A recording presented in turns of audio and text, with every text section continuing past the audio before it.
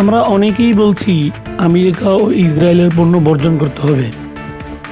ঠিকই আছে, খুব ভালো উদ্যোগ, কিন্তু আসলে কি আমরা সত্যি সেটা করতে পারবো, নাকি আমরা নিজেরাই দ্বিমুখী আচরণ করছি? আজকে আমরা আপনাদের বাস্তবতা ব্যাখ্যা করব এবং প্রমাণ করব যে আসলে আমরা কি করছি। আমরা বলছি পেপসি, কোক, ডোমিনো, কেএফসি বর্জন করব, কিন্তু এগুলো থেকে আমেরিকা কত টাকা আয় করে চলুন দেখি। একটা উদাহরণ দেখেন, পেপসি পানীয় জাতীয় থেকে তাদের আয় আনুমানিক 150 মিলিয়ন।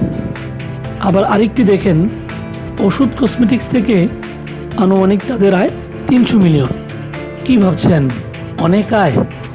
একেবারেই ভুল। আমেরিকা কি আসলেই এখান থেকে সবচেয়ে বেশি লাভ করে? একদমই না। আমেরিকা বাংলাদেশ থেকে অনলাইন ও সফটওয়্যার সেক্টরে আরও অনেক বেশি উপার্জন করে। দেখুন, গুগল থেকে আনুমানিক 600 মিলিয়ন আয় করে এবং এই খাতগুলোতে আমেরিকার আয় বেড়েই চলছে। আমরা যারা আমেরিকা ইসরায়েলের পণ্য বর্জনের প্রচারণা চালাচ্ছি, আমরা মূলত কোন মাধ্যম ব্যবহার করছি? Facebook, WhatsApp, YouTube, Messenger. কিন্তু এগুলো তো সবই আমেরিকার কোম্পানির প্ল্যাটফর্ম।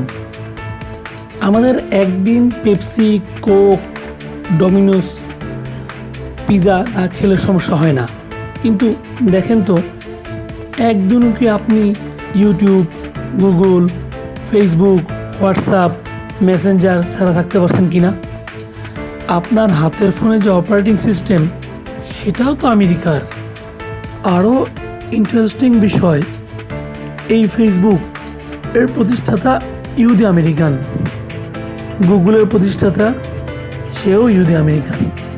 এরকম যেসব প্রযুক্তি আমরা নিত্যদিন ব্যবহার করে চলেছি, তাদের প্রতিষ্ঠাতা বেশিরভাগ আমেরিকান এবং ইহুদি আমেরিকান প্রতিষ্ঠিত ও পরিচালিত এইসব প্ল্যাটফর্ম ব্যবহার করেই আমরা তাদের পণ্য বর্জনের প্রচারণা চালাচ্ছি। আমরা যদি সত্যিই পরিবর্তন চাই, তাহলে আমাদের শুধু আবেগ নয়, পরিকল্পনা করতে হবে।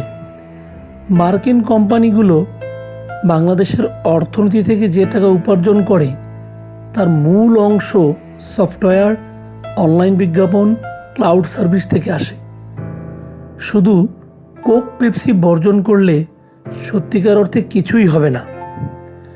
আসল জায়গায় পরিবর্তন আনতে হবে। আসুন যুক্তি দিয়ে চিন্তা করি, আবেগ দিয়ে নয়।